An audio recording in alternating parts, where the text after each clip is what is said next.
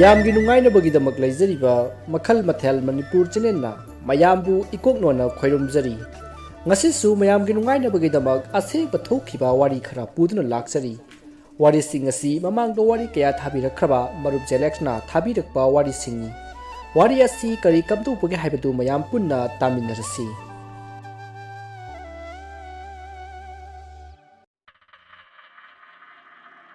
ꯃꯌꯥꯝ Samudrada angak-angak thokpa kaya thokli mayam sing adugi marakta ngasiti Samudrada thokpa angak amadi akiba wari khara lijarakki ahanba wari asi aurin kouba misak amada thokhibani adudi ahanbagi wari adu mayam punna taminarasi aigi ming aurin koui ai America gi Maryland state ta leiba misak amani ngasidi aingonda thokiba yamna angakpa amasung akiba thodok amagi wari lijarke thodok asi ai amadi aigi imanaba ahumda 2006 adwaida thokibani marupsing America gi Maryland state na leiribasi Atlantic Ocean gi manaktani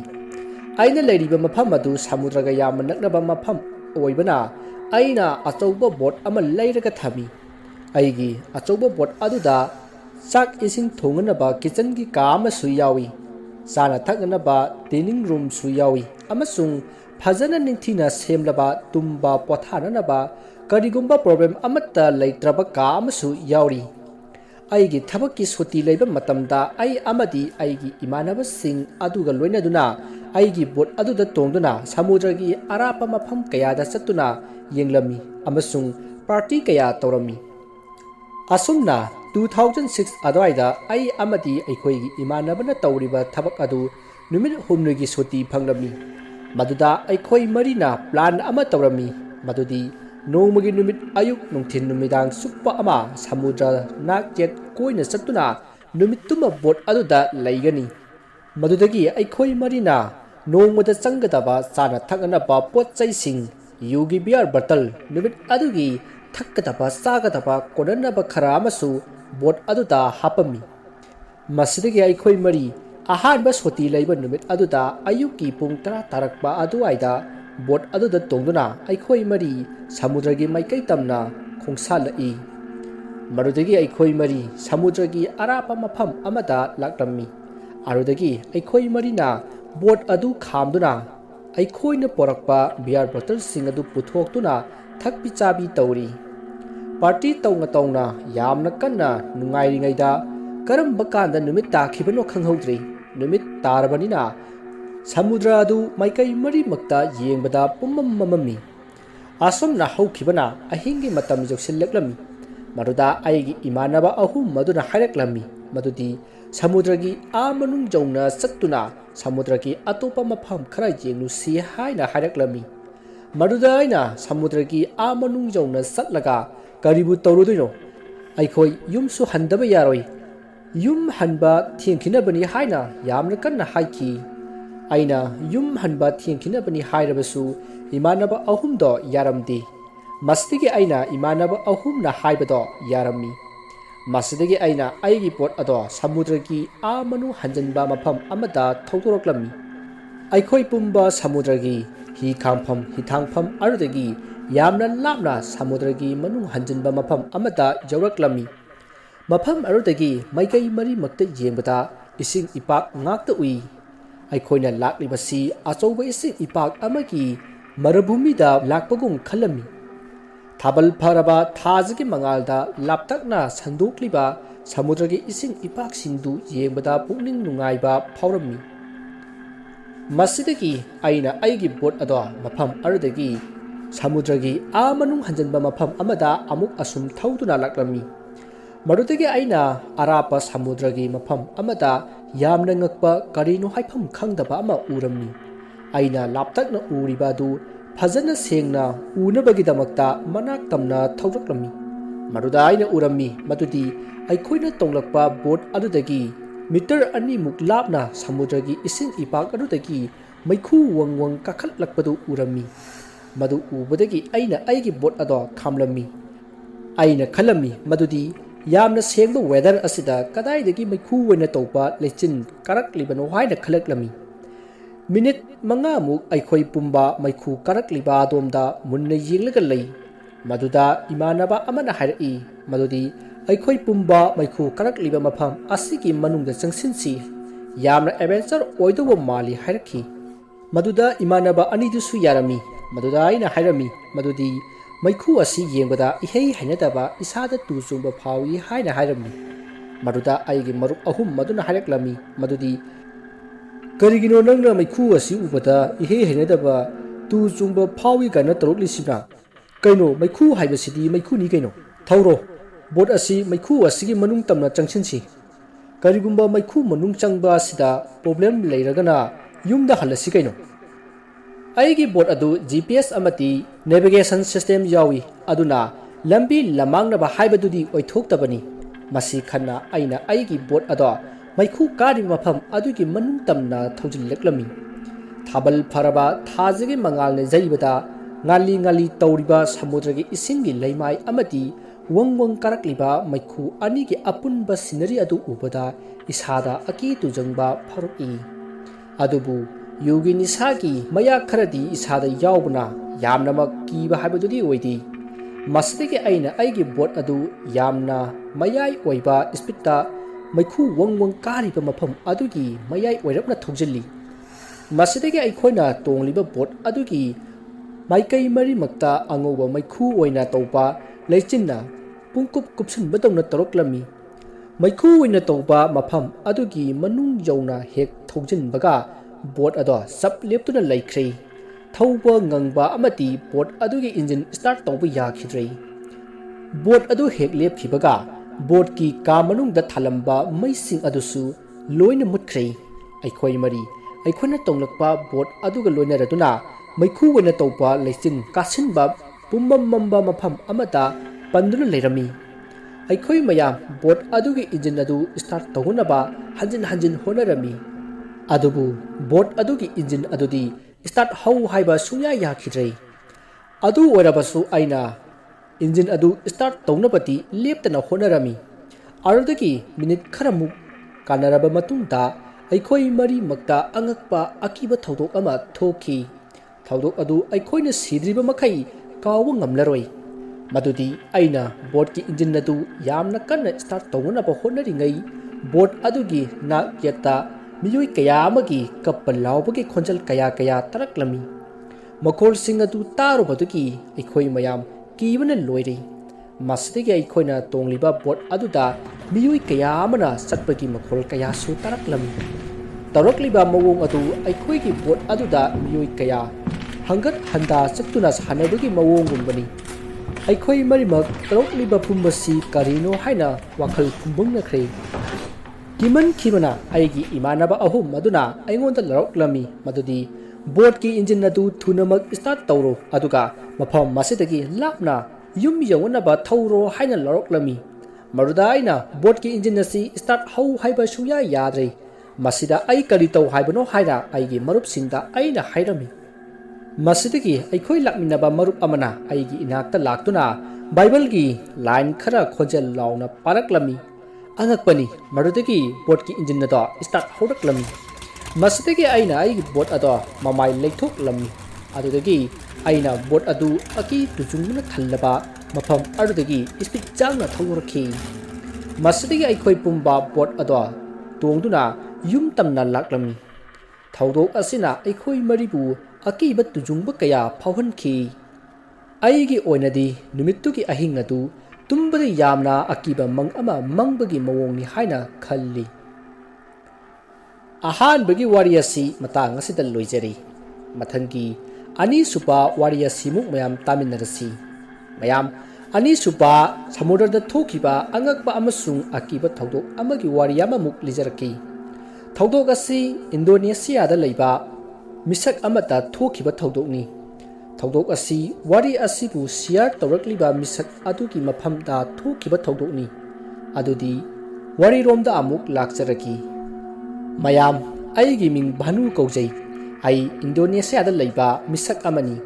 mayam da ngasidi aigi babata thokiba angakpa amasung akiba thodok amagi wari lijaraki thodok adu 1999 da aigi babana Indian Oceanda nga phaduna leiringaida thokhiba thodokni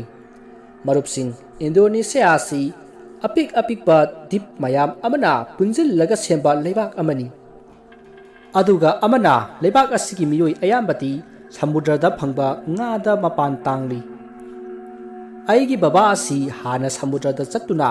nga phabagi thabak tawrami aigi baba asi numit kayanimuk Samudrada leiduna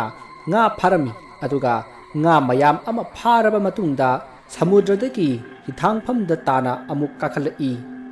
1999 da nongma aigi babana nga pharunabagi damakta achouba hi ama tongduna Indian Ocean tamna lakhi achouba hi aduda makhoi babaga loinana mi manga amasu yauri aigi baba amati miyoi manga adu numit kayanimuk nga pharunabagi damak plan da lakhibani aigi baba adu Indian Ocean aduda nga phabadu numit humni haukhre marini chanba numit ki numidang aduda aigi baba amati miyoi manga adu chaba thakpa tawduna potharami ngaihak leiraba matungda aigi baba ka lakminaba miyoi amana aikhoi baba ki manakta laktuna asumna haireklami madudi yamna chawba isingi jahas ama aikhoi tamna laklami haina haireklami maruda aikhoi babana asumna haireklami marudi masida kari nganingai leibage aikhoi ki hi asi jahasna lakliba maikai adomdaki khitang chathoklaga thaidoklo haina aikhoi babana miyoi aduda haireklami aikhoi babagi wadu tabada miyoi aduna asumna haireklami madudi jahas ado adomsu amukta hana yengbiko jahas adu yengbada yamna angakpa creepy oiba isada phawi miyoi adugi wadu tabada aikhoi baba amati atai lemhoriba miyoi sing aduga hi adugi cabin dagi mapanda thuraklami maruda maikhoina urami madudi yamna chawpa achoupa jahas ama makhoi tamna laklami jahas adu ubada aikhoi baba amati miyoi manga adu yamna ngaklami jahas adu ubada ngaklibagi maramdi jahas adu yengbada thaina ariba matamgi jahas mali jahas adu mai amata thandi amadi jahas aduda karigumba mi leibagi khudam sangdam amata su phangdi mi kana amata leibasu udi karigumba atiyada tha thulam drabati aikhoi baba ka lakminaba miyoi aduna jahas adu uram loi karigumba jahas adu uram drabati aikhoi baba oina tongliba hi aduga jahas aduga thengkaina duna accident thoklam basu yai masidagi babana makhoi ka lakminaba miyoi amada makhoi ki hi adu maikai amada thaiduk nanaba haireklami arudagi aikhoi baba adu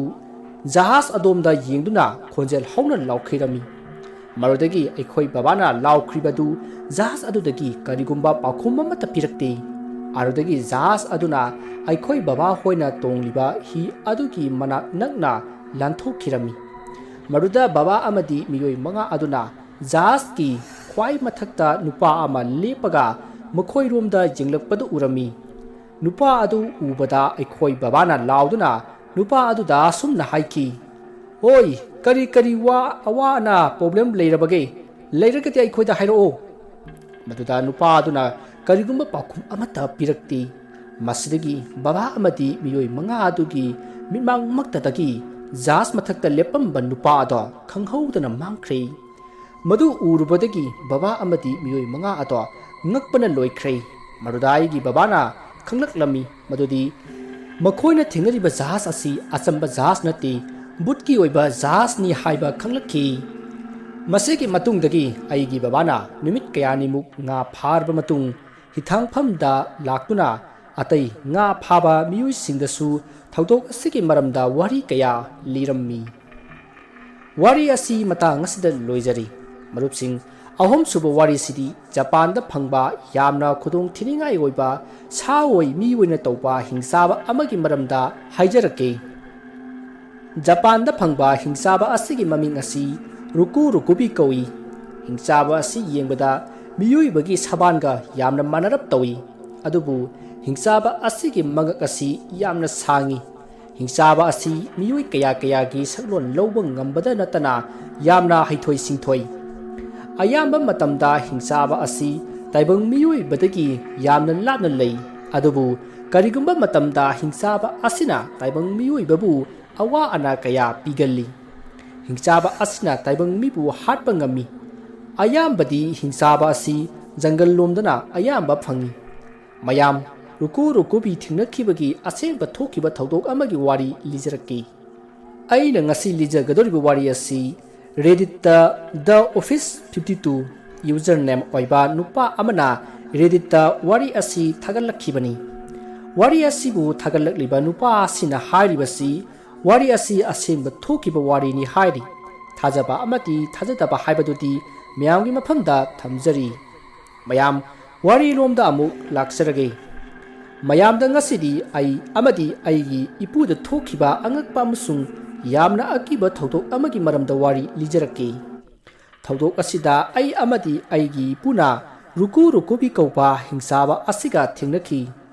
ruku bi asi Japanese culture da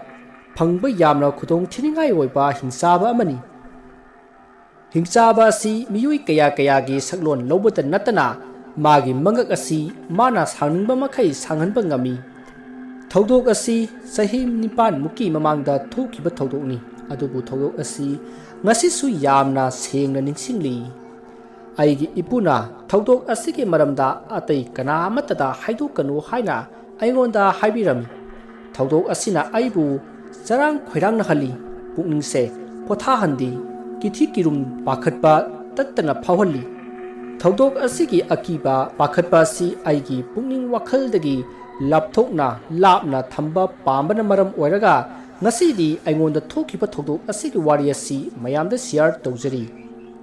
thodok asi aina sahi 13 surakpa adwaida thokibani ai mama baba ki amatta poksaba masani aigi mama baba si company amatada thabak tawminnabani company gi thabak ama leibadagi aigi mama baba adu mafam amata satpa takhi masdagi babana pupubu yumda kaurami maramdi makhoi anina yumda laktriba phawba aibu sinabinabani aigi pipu asi thainagi wakhal chenba misak amani maramaduna madi aikhoina leriba sahargi nil khongba du madi hainaramde aikhoi pupuna leiribasi uwa marang kain hauba umanga naknaba mafamdani aikhoi pupuna leiriba mafam adu misu yamna tadi amasung yumsu yamna lanna tai aigi babana kaubadagi pupudo aikhoi yum tamna laklami mama amadi babana business trip ta hek chatkibaga pupuna aibu puduna mahakna leiriba yum adu tana chatlami aina leiriba yum adudagi pupuna leiriba yum adugi arapasi kilometer 3 muki arapani masidagi pupu amati ai pupuna porakpa car aduda tongduna pupuna magi yum yongonaba thorami pupuna car adu ijumdagi thaudurakpadu nungthingi pung 3 tari aduga amana pupuna leiriba yum adu yongonaba thaubada pung kayamuk changadoribani ai pupuga leiminarani haibagi wakhalda yamna haraurami maramdi pupuna leiriba yum adugi mawong mataw adu aina hek pamjaba haibadu thoi pupuna leiriba yum adugi akoibada turel macha uwa marang kaina hauba umang lei yamna ingna signal leiba yamna nungaigataba mafam amani aikhoina asum thorakpata laptakna achauba gari ani accident thokpadagi lambi adu koina gari chatpa yaramte masidagi aikhoi yum yobada yamna thenglani haibase khanglami asumna thorakpana numaidangi pung 9 tarakpa aduaida umangi lambida yoksilaklami umangi lambi adu yamna mammi lambi gi nak yetu uwa ngakta hawi aikhoi sahar gi nil khongbudagi yamna lapna lakle adubu pupuna leiriba yum adudi khara lapli yawudaba khara watli pupu adu asum lamsang thorakpana yamna choktharami adugi sumathakta pupu adu mamba marak aduda kar ado thongna ba honabada yamna awaba ama haibado oiri mastigi pupuna wakal ama khalaklami madudi ngaihak karasi lambida khamlaga pothagi haina wakal tawrami masdagi pupuna kar adu lambigi matai amata khamlami aduga yumdagi sana thanganaba khara porakpadu saraga kar manung aduda potharami aina kar manungda pothana karamba kanda tumkhibano khanghoudri adubu ngaihak leiraga karigumba makhol ama tabadagi ai mikap thorai mikap hek thokpaga makhol ado yamna sengna tarai makhol adudi karigumba posak amana car gi makhada yaiba khotpagi makhol gumbani makhol adu tabada ai punga ngakhri maramdi maikai mari makta yengbada pumam mamlaba amati asikpa umangi jagha asida kana oraba jano aikoi gi car gi makha asida khotpa yaiba tawribase kana oraba jano haina wakhal tawrami matam aduda mangwai karioi yamna tumningbana maram oiraga yamna hena khanjilludi jangal asida lairiba sasing oiramgani haina ilai laina khalli aina amukhana tumge torokpa mikup aduda aikoi gi car gi mamang oirapna khitang chakhatlaga mafam amada aigi pupu ado makhutta torch ama paraga jangal lomda jenglaga leptuna leibado ui aina khalami madudi pupu adusu aina tariba makhol adu soidana taramgani makhol adu tabadagi karino haina khangningbadagi pupu adu cardagi kumthaba soidana oiramgani haina khalli pupu adu amamba aduda mathanta leibadu ubada ai yamna pakhatlami masidagi aina khalami madudi pupu adu kauraga car tamna lakhange haina khalami pupu pu kauge haina torok aduda aina karigumba khara notice tawbi madudi pupu ki mangak adu yamna hena sangi amati mangak adu ki nak cheta masam chabun chabun macha macha kaya amasu hauri madu urubadigi ai ki khibana loiri aina uribasi aigi pupu natte haibasi khanglakhi marudagi aina car manungda aigi pupu ado thiraklami maruda pupu adu car gi mayai thangba sitta hiptuna ningaina tumduna leirami masidagi aina pupu adu haudoktuna ngasai aina ukhiba pumba ado tamlami aigi wadu tabada pupuna asomna hairakhi madudi hera nangi wakhalnu wairamgani nangna amamba jaga si kibadagi wakhalna pangkhanda khanjinbadagi kiluna panguda uba wairamgani asi haina hairakhi aidi tasengna khanglami madudi aigi wa asi tabada pupu asi kibna loiri adubu ai ki khini haiduna pupu ado kidaba saduna leiribani haibasi ai tasengna khanglami masidagi aina car gi mamang oirapna ngasai gi mafam aduda amuk hanna yengba matamdadi pupu manba mangak yamna sangba nupa ado leiramdrei minute kharamuk leiraba matungda car gi makhada karigumba makhol amamuk taba phanglai handakti makhol adu car makhada yamna kanna jaiba thombagi makholni maruda pupu ado yamna kirami masidagi pupu adu aibu ki khini haiduna aingonda haireklami madudi car gi makhada khairoi thebagumba ama leiramgadaba mali car gi makhada khotpai jaiba tawribase haina hairi aduga ai amukta yenge haina car dagi kumthaki pupuna car dagi kumthakibaduda ai pakhatpa ki khibana loiri masidagi pupuna car gi makhada nonthaduna yengba matamdadi karigumba matta leiramdi masidagi pupu amadi aina amamba jungle gi saruk amadagi karigumba yamna ngakpa makhol ama taki makhol adu tarubadugi ai amadi aigi pupu aikoi ani ki khibana loiri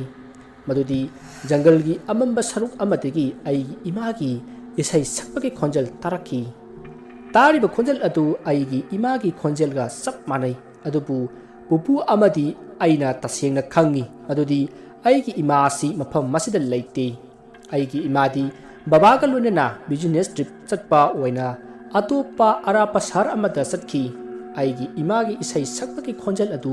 khudak aduda yamna akiba khonjal lomdo oina amuk onthori matam aduda akiba khonjal amana nokpagi makhol tarai masidagi pupu ado ki khibana loiri pupu adu car manakta sangsil laktuna car manungda thuna changlaktuna phamkhri arudagi car ge thong ado sapu kanna thingjillaga car ado start tawba hori car start tawna pupuna aingonda hairi adudi oiningba ojasanu nang car ge maningda yengba yade ko pupu ge wadu tabada ai kibana loiri masidagi car adu thawba horaklami maduda pupuna car gi maningda yengba yade ko haina hairakhi hairibadu car gi maningda kari posakpu leiriba jano haina ai khangningbadagi wakhalna car gi maningda yengthokluri car gi maningda yengthokba aduda aina karigumba ama urami uriba adu aigi punsina leiriba makai kawba leiraroi ꯃꯗꯨꯗꯤ ꯀꯥꯔꯒꯤ ꯃꯅꯤꯡꯗ 1 metre ꯃꯨꯛ ꯂꯥꯞꯅ ꯅꯨꯄꯥ ꯑꯃ ꯂꯦꯞꯇꯨꯅ ꯂꯩꯕ ꯑꯗꯨ ꯎꯔꯝꯃꯤ꯫ ꯅꯨꯄꯥ ꯑꯗꯨꯒꯤ ꯃꯉꯛꯀꯤ ꯑꯁꯥꯡꯕ ꯑꯗꯨ ꯐꯤꯠ 4 ꯃꯨꯛ ꯁꯥꯡꯏ꯫ ꯅꯨꯄꯥ ꯑꯗꯨꯒꯤ ꯃꯁꯛ ꯑꯗꯨꯗꯤ ꯌꯥꯝꯅ ꯁꯦꯡꯅꯃꯛꯇꯤ ꯎꯗ꯭ꯔꯤ, ꯑꯗꯨꯕꯨ ꯅꯨꯄꯥ ꯑꯗꯨꯒꯤ ꯏꯔꯪ ꯂꯪꯕ ꯃꯌꯥ ꯑꯃꯗꯤ ꯏꯔꯪ ꯂꯪꯕ ꯃꯃꯤꯠ ꯑꯗꯨꯗꯤ ꯌꯥꯝꯅ ꯁꯦꯡꯅ ꯎꯏ꯫ ꯑꯗꯨꯒ ꯑꯃꯒꯁꯨ ꯑꯩꯅ ꯅꯣꯇꯤꯁ ꯇꯧꯔꯝꯃꯤ ꯃꯗꯨꯗꯤ ꯅꯨꯄꯥ ꯑꯗꯨꯅ ꯑꯩꯕꯨ ꯎꯕꯗ ꯃꯌꯥ ꯑꯗꯨ ꯍꯤꯒꯠꯇꯨꯅ ꯑꯀꯤꯕ ꯃꯑꯣꯡꯗ ꯅꯣꯛꯃꯤ ꯇꯧꯕ ꯑꯗꯨ ꯑꯩꯅ ꯎꯔꯝꯃꯤ꯫ ꯃꯁꯤꯗꯒꯤ ꯄꯨꯄꯨꯅ ꯀꯥꯔ ꯑꯗꯨ ꯁ꯭ꯄꯤꯗ ꯆꯥꯎꯅ ꯊꯧꯗꯨꯅ ꯌꯨꯝ ꯌꯧꯅꯅꯕ ꯊꯧꯗꯨꯅ ꯂꯥꯛꯂꯦ꯫ ꯌꯨꯝ ꯌꯧꯔꯕ ꯃꯇꯝꯗꯗꯤ ꯄꯨꯄꯨꯅ ꯏꯁꯣꯔꯗ ꯑꯁꯣꯏ ꯑꯉꯥꯝ ꯌꯥꯎꯍꯟꯕꯤꯅꯨ ꯍꯥꯏꯅ ꯈꯣꯏꯔꯨꯝꯖꯔꯝꯃꯤ꯫ ꯃꯁꯤꯗꯒꯤ ꯄꯨꯄꯨꯅ ꯑꯩꯉꯣꯟꯗ ꯌꯦꯡꯗꯨꯅ ꯍꯥꯏꯔꯛꯂꯝꯃꯤ ꯃꯗꯨꯗꯤ ꯉꯁꯤꯒꯤ ꯊꯣꯛꯂꯤꯕ ꯑꯀꯤꯕ ꯑꯉꯛꯄ ꯊꯧꯗꯣꯛ ꯄꯨꯝꯕ ꯑꯁꯦ ꯅꯪ ꯀꯅꯥꯃꯠꯇꯗ ꯂꯤꯊꯣꯛꯄ ꯇꯥꯛꯊꯣꯛꯄ ꯌꯥꯗꯦ, ꯑꯗꯨꯒ ꯊꯧꯗꯣꯛ ꯑꯁꯤꯒꯤ ꯃꯇꯥꯡꯗ ꯀꯅꯥꯃꯠꯇꯁꯨ ꯋꯥꯔꯤ ꯁꯥꯕ ꯌꯥꯗꯦꯀꯣ꯫ ꯃꯁꯤꯗꯒꯤ ꯄꯨꯄꯨ ꯑꯃꯗꯤ ꯑꯩ ꯑꯗꯨꯃꯛ ꯇꯨꯝꯊꯈ꯭ꯔꯦ꯫ ꯃꯁꯤꯒꯤ ꯃꯇꯨꯡꯗ ꯄꯨꯄꯨ ꯑꯃꯗꯤ ꯑꯩꯅ ꯑꯀꯤꯕ ꯖꯤꯕ ꯑꯗꯨ ꯑꯃꯨꯛ ꯍꯟꯅ ꯎꯈꯤꯗ꯭ꯔꯦ꯫ ꯊꯧꯗꯣꯛ ꯑꯁꯤ ꯊꯣꯛꯈ꯭ꯔꯕ ꯆꯍꯤ ꯈꯔꯒꯤ ꯃꯇꯨꯡꯗ ꯑꯩꯅ ꯏꯟꯇꯔꯅꯦꯠꯇ ꯖꯤꯕ ꯑꯁꯤꯒꯤ ꯃꯔꯝꯗ ꯔꯤꯁꯔꯆ ꯇꯧꯔꯨꯕ ꯃꯇꯝꯗ ꯖꯤꯕ ꯑꯁꯤꯒ ꯍꯥꯏꯐꯦꯠ ꯃꯥꯟꯅꯕ ꯁꯩꯇꯥꯅꯤꯛ ꯖꯤꯕ ꯑꯃ ꯖꯄꯥꯟꯒꯤ ꯃꯐꯝ ꯄꯨꯝꯕꯗ ꯐꯪꯂꯝꯃꯤ꯫ ꯖꯤꯕ ꯑꯁꯤꯒꯤ ꯑꯁꯥꯡꯕ ꯃꯉꯛ ꯑꯁꯤꯅ ꯖꯤꯕ ꯑꯁꯤꯕꯨ ꯃꯌꯦꯛ ꯁꯦꯡꯅ ꯇꯥꯛꯂꯤ꯫ ꯖꯤꯕ ꯑꯁꯤꯕꯨ ꯔꯣꯀꯣꯔꯣꯀꯣꯕꯤ ꯍꯥꯏꯅ ꯈꯪꯅꯩ꯫ ꯃꯁꯤꯒꯤ ꯁꯩꯇꯥꯅꯤꯛ ꯑꯣꯏꯕ ꯖꯤꯕ ꯑꯁꯤ ꯌꯥꯝꯅ ꯈꯨꯗꯣꯡꯊꯤꯅꯤꯡꯉꯥꯏ ꯑꯣꯏ꯫ ꯖꯤꯕ ꯑꯁꯤꯅ ꯃꯤꯑꯣꯏꯕꯕꯨ ꯌꯥꯝꯅ ꯏꯔꯥꯏ ꯂꯥꯏꯅ ꯍꯥꯠꯄ ꯉꯝꯃꯤ꯫ ꯀꯔꯤꯒꯨꯝꯕ ꯃꯇꯝꯗꯁꯨ ꯖꯤꯕ ꯑꯁꯤꯅ ꯃꯤꯑꯣꯏꯕꯕꯨ ꯀꯤꯍꯜꯂꯒ ꯈꯨꯗꯣꯡꯊꯤꯕ ꯑꯁꯣꯛ ꯑꯄꯟ ꯅꯪꯍꯟꯗꯅ ꯊꯥꯗꯣꯔꯛꯄꯁꯨ ꯌꯥꯎꯏ꯫ ꯅꯨꯃꯤꯠꯇꯨꯒꯤ ꯅꯨꯃꯤꯗꯥꯡ ꯑꯗꯨꯗ ꯁꯩꯇꯥꯅꯤꯛ ꯖꯤꯕ ꯑꯗꯨꯅ ꯑꯩꯈꯣꯏꯕꯨ ꯀꯤꯍꯜꯂꯒ ꯀꯔꯤꯒꯨꯝꯕ ꯑꯁꯣꯛ ꯑꯄꯟ ꯑꯃꯠꯇ ꯄꯤꯗꯅ ꯑꯩꯈꯣꯏꯕꯨ ꯊꯥꯗꯣꯔꯛꯄ ꯑꯣꯏꯔꯝꯃꯤ꯫ ꯀꯔꯤꯒꯨꯝꯕ ꯖꯤꯕ ꯑꯗꯨꯅ ꯑꯩꯈꯣꯏꯕꯨ ꯍꯥꯠꯄ ꯄꯥꯝꯂꯝꯂꯕꯗꯤ ꯑꯩ ꯑꯃꯗꯤ ꯑꯩꯒꯤ ꯄꯨꯄꯨ ꯑꯗꯣ ꯌꯥꯝꯅ ꯏꯔꯥꯏ ꯂꯥꯏꯅ ꯍꯥꯠꯈꯤꯅꯤ ꯍꯥꯏꯕꯁꯤꯅꯤ꯫ ꯑꯗꯨꯕꯨ ꯉꯁꯤꯗꯤ ꯄꯨꯄꯨ ꯑꯗꯣ ꯉꯁꯤꯒꯤ ꯃꯥꯂꯦꯝ ꯑꯁꯤꯗ ꯂꯩꯇ꯭ꯔꯦ, ꯂꯩꯈꯤꯗꯕ ꯈꯔ ꯀꯨꯏꯔꯦ꯫ ꯊꯧꯗꯣꯛ ꯑꯁꯤ ꯊꯣꯛꯈꯤꯕ ꯆꯍꯤ ꯐꯅ ꯌꯥꯝꯅ ꯍꯧꯈ꯭ꯔꯦ꯫ ꯆꯍꯤ ꯐꯅ ꯌꯥꯝꯅ ꯍꯧꯈ꯭ꯔꯕ ꯃꯇꯨꯡꯗ ꯃꯌꯥꯝꯗ ꯑꯩꯉꯣꯟꯗ ꯊꯣꯛꯈꯤꯕ ꯑꯉꯛꯄ ꯑꯀꯤꯕ ꯊꯧꯗꯣꯛ ꯑꯁꯤꯒꯤ ꯃꯔꯝꯗ ꯃꯌꯥꯝꯗ ꯏꯟꯐꯣꯔꯃꯦꯁꯟ ꯁꯤꯌꯔ ꯇꯧꯖꯕꯅꯤ꯫ ꯃꯔꯝꯗꯤ ꯃꯌꯥꯝꯁꯨ ꯇꯥꯏꯕꯪ ꯃꯤꯑꯣꯏꯕꯗꯒꯤ ꯍꯦꯟꯅ ꯃꯄꯥꯡꯒꯜ ꯀꯟꯕ ꯖꯤꯕ ꯀꯌꯥ ꯂꯩꯔꯤ ꯍꯥꯏꯕꯁꯤ ꯃꯌꯥꯝꯗ ꯈꯪꯍꯟꯅꯤꯡꯕꯗꯒꯤꯅꯤ꯫ ꯑꯉꯛꯄ ꯑꯀꯤꯕ ꯊꯧꯗꯣꯛ ꯑꯁꯤꯒꯤ ꯋꯥꯔꯤ ꯑꯁꯤ ꯃꯌꯥꯝꯗ ꯁꯤꯌꯔ ꯇꯧꯖꯕꯅꯤ꯫ ꯋꯥꯔꯤ ꯑꯁꯤ ꯃꯇꯥꯡ ꯑꯁꯤꯗ ꯂꯣꯏꯖꯔꯤ꯫ ꯔꯣꯀꯣꯔꯣꯀꯣꯕꯤꯒꯤ ꯑꯁꯦꯡꯕ ꯐꯣꯇꯣꯗꯤ ꯅꯠꯆꯗꯦ, ꯑꯗꯨꯕꯨ ꯔꯣꯀꯣꯔꯣꯀꯣꯕꯤꯁꯤ ꯑꯁꯨꯝꯅ ꯇꯧꯏ ꯍꯥꯏꯕꯁꯤ ꯎꯠꯆꯔꯤ꯫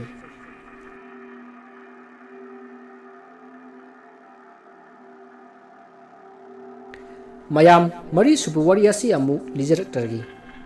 ꯃꯔꯤꯁꯨꯕ ꯋꯥꯔꯤ ꯑꯁꯤꯗꯤ ꯄꯦꯔꯥꯅꯣꯔꯃꯦꯜ ꯑꯦꯛꯇꯤꯚꯤꯇꯤ ꯑꯣꯏꯕ ꯋꯥꯔꯤ ꯑꯃꯅꯤ꯫ ꯋꯥꯔꯤ ꯑꯁꯤ ꯔꯤꯗꯤꯠꯇ ꯂꯛꯀꯤ ꯀꯧꯕꯤ ꯅꯨꯄꯤ ꯑꯃꯅ ꯋꯥꯔꯤ ꯑꯁꯤ ꯔꯤꯗꯤꯠꯇ ꯄꯣꯁꯠ ꯇꯧꯔꯛꯈꯤꯕꯅꯤ꯫ ꯑꯗꯨꯗꯤ ꯃꯌꯥꯝ ꯋꯥꯔꯤ ꯑꯗꯨ ꯍꯧꯖꯔꯛꯂꯒꯦ꯫ ꯑꯩꯒꯤ ꯃꯤꯡ ꯂꯛꯀꯤ ꯀꯧꯏ꯫ ꯑꯩ ꯑꯃꯦꯔꯤꯀꯥꯒꯤ ꯅꯣꯔꯠ ꯀꯦꯔꯣꯂꯤꯅꯥꯗ ꯂꯩꯕ ꯃꯤꯁꯛ ꯑꯃꯅꯤ꯫ ꯉꯁꯤꯗꯤ ꯃꯌꯥꯝꯒꯤ ꯃꯐꯝꯗ ꯑꯁꯦꯡꯕ ꯊꯣꯛꯈꯤꯕ ꯄꯦꯔꯥꯅꯣꯔꯃꯦꯜ ꯑꯦꯛꯇꯤꯚꯤꯇꯤ ꯑꯣꯏꯕ ꯊꯧꯗꯣꯛ ꯑꯃꯒꯤ ꯃꯔꯝꯗ ꯋꯥꯔꯤ ꯂꯤꯖꯔꯛꯀꯦ꯫ ꯊꯧꯗꯣꯛ ꯑꯁꯤ ꯉꯁꯤꯗꯒꯤ ꯆꯍꯤ 4ꯃꯨꯛꯀꯤ ꯃꯃꯥꯡꯗ ꯊꯣꯛꯈꯤꯕ ꯊꯧꯗꯣꯛꯅꯤ꯫ ꯑꯩꯒꯤ ꯌꯥꯝꯅ ꯂꯨꯅ ꯇꯤꯟꯅꯕ ꯏꯃꯥꯟꯅꯕꯤ ꯑꯃ ꯂꯩꯖꯩ꯫ ꯏꯃꯥꯟꯅꯕꯤ ꯑꯗꯨꯅ ꯃꯍꯥꯛꯀ ꯈꯪꯅꯔꯤꯕ ꯕꯣꯏꯐ꯭ꯔꯦꯟ ꯑꯗꯨꯒꯤ ꯃꯔꯝꯗ ꯑꯩꯉꯣꯟꯗ ꯋꯥꯔꯤ ꯂꯤꯗꯨꯅꯇ ꯂꯩ꯫ ꯑꯩꯒꯤ ꯏꯃꯥꯟꯅꯕꯤ ꯑꯗꯨꯅ ꯑꯩꯉꯣꯟꯗ ꯍꯥꯏꯔꯝꯃꯤ ꯃꯗꯨꯗꯤ ꯃꯍꯥꯛꯀꯤ ꯕꯣꯏꯐ꯭ꯔꯦꯟ ꯑꯗꯨ ꯊꯋꯥꯏꯕꯨ ꯎꯕ ꯉꯝꯃꯤ, ꯊꯋꯥꯏꯒ ꯏ ꯄꯥꯎ ꯑꯃꯗꯤ ꯊꯋꯥꯏꯒ ꯋꯥꯔꯤ ꯁꯥꯟꯅꯕ ꯐꯥꯎꯕ ꯉꯝꯃꯤ ꯍꯥꯏꯅ ꯑꯩꯉꯣꯟꯗ ꯏꯃꯥꯟꯅꯕꯤ ꯑꯗꯨꯅ ꯋꯥꯔꯤ ꯇꯧꯔꯝꯃꯤ꯫ ꯑꯩꯗꯤ ꯑꯁꯤꯒꯨꯝꯕ ꯋꯥꯐꯝ ꯑꯁꯤ ꯁꯨꯡꯊꯥ ꯊꯥꯖꯗꯦ꯫ ꯃꯁꯤꯗꯒꯤ ꯑꯩꯅ ꯏꯃꯥꯟꯅꯕꯤꯒꯤ ꯋꯥꯐꯝ ꯑꯗꯨ ꯑꯩꯅ ꯁꯤꯔꯤꯌꯁ ꯑꯣꯏꯅ ꯂꯧꯔꯝꯗꯦ꯫ ꯅꯣꯡꯃ ꯑꯩꯒꯤ ꯕꯥꯔꯊꯗꯦ ꯑꯃ ꯇꯧꯔꯝꯃꯤ꯫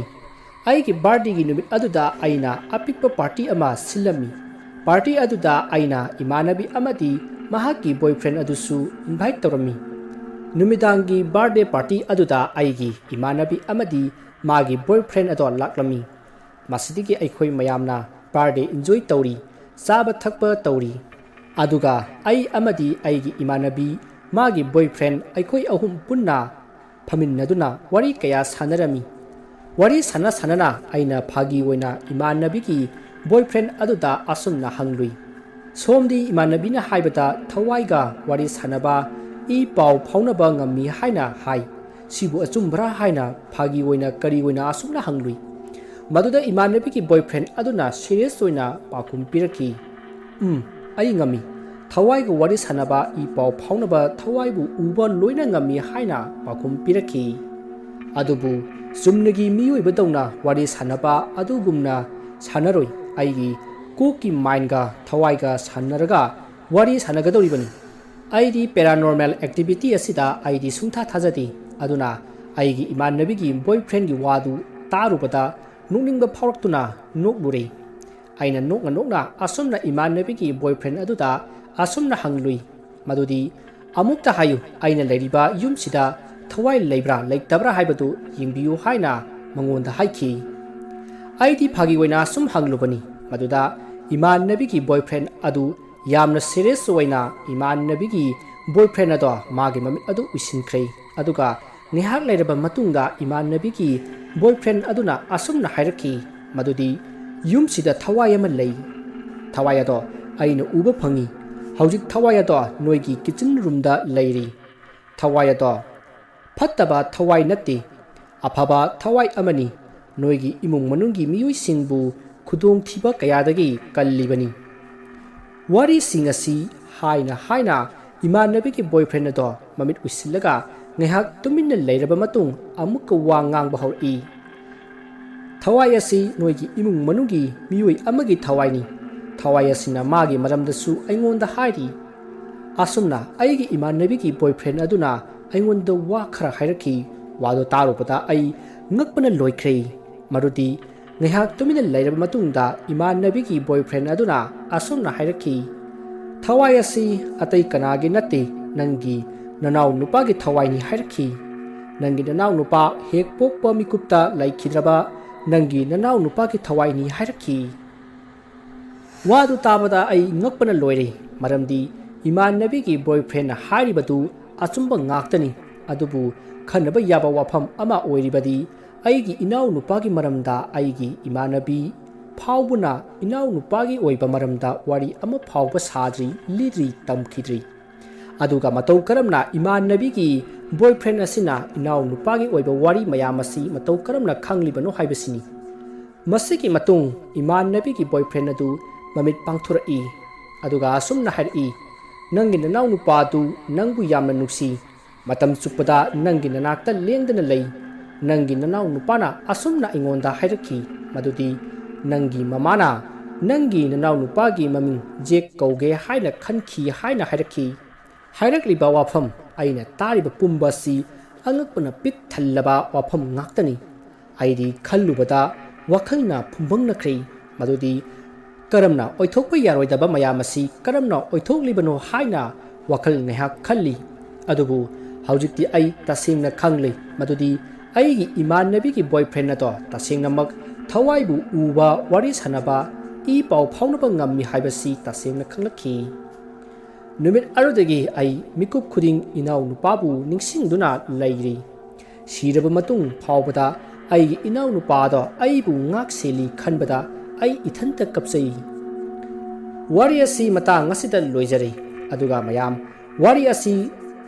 thawai bu uba ngamba thawai ga I pau phaunaduna wari sanaba ngamba migi maramda oiba wari ni aduga wari asita thajadaba yaurabadi mayamda karigumba amata haijagi madudi Edward Warren Mini amasung Lorraine Rita Warren kaupa paranormal activity da investigation taupa maitai manau anikhak lerami. Matai manau asida yumpham oiraga horror film kayamuk puthokriba horror film sing adudi The Annabelle, The Conjuring 2, Conjuring 3 asina singbani.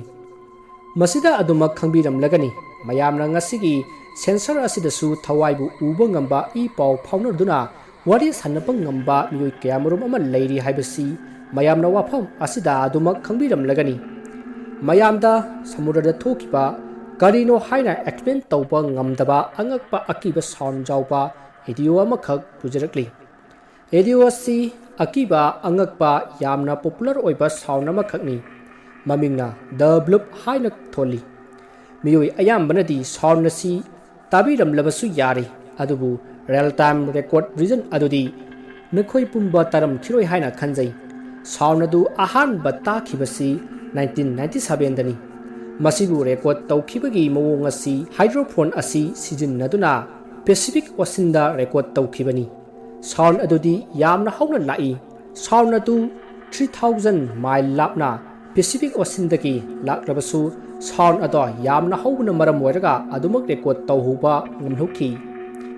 ꯌꯨꯇ꯭ꯌꯨꯕꯇ ꯊꯥꯒꯠꯂꯛꯂꯤꯕ sound ꯑꯁꯤꯒꯤ version ꯑꯌꯥꯝꯕꯗꯤ 16 time speed faster ꯑꯣꯏꯍꯜꯂꯒ ꯁꯦꯝꯗꯣꯛꯂꯕ version ꯉꯥꯛꯇꯅꯤ ꯍꯥꯏꯕꯗꯤ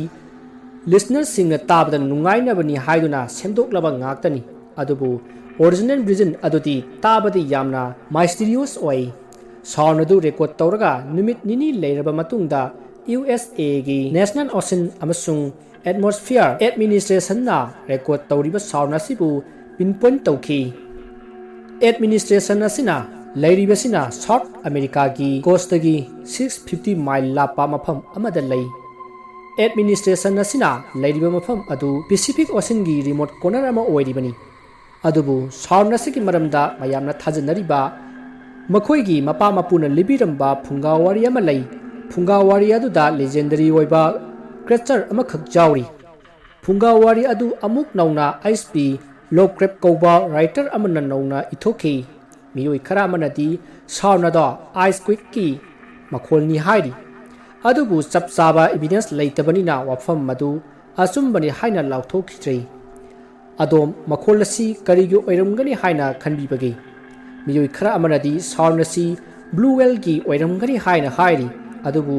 ꯉꯁꯤ ꯐꯥꯎꯕ ꯑꯁꯤꯗ blue ꯋꯦꯜꯅ ꯈꯣꯡꯕꯒꯤ ꯃꯈꯣꯜ ꯑꯁꯤ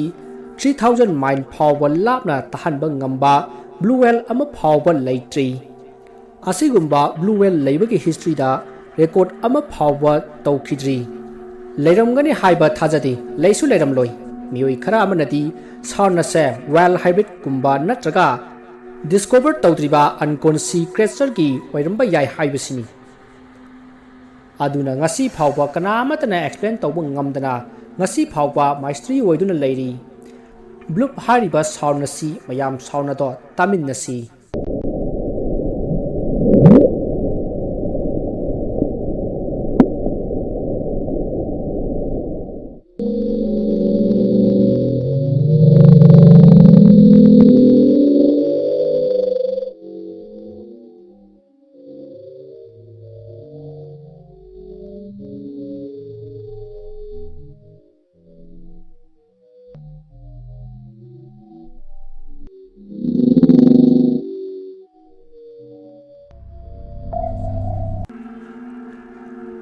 ꯋꯥꯔꯤꯁꯤꯡ ꯑꯁꯤ ꯃꯇꯥꯡ ꯑꯁꯤꯗ ꯂꯣꯏꯖꯔꯤ ꯋꯥꯔꯤ ꯑꯁꯤꯗ ꯁꯣꯏꯈꯤꯕ ꯂꯥꯟꯈꯤꯕ ꯋꯥꯍꯩ ꯋꯥꯇꯥ ꯑꯁꯣꯏꯕ ꯈꯤꯕꯤꯛ ꯇꯥꯕꯤꯔꯤꯕꯁꯤꯡꯅ ꯄꯨꯛꯆꯦꯜ ꯆꯥꯎꯅ ꯉꯥꯛꯄꯤꯒꯅꯤ ꯃꯌꯥꯝꯕꯨ ꯑꯔꯣꯏꯕꯗ ꯑꯃꯨꯛ ꯍꯟꯅ ꯈꯣꯏꯔꯨꯝꯖꯔꯤ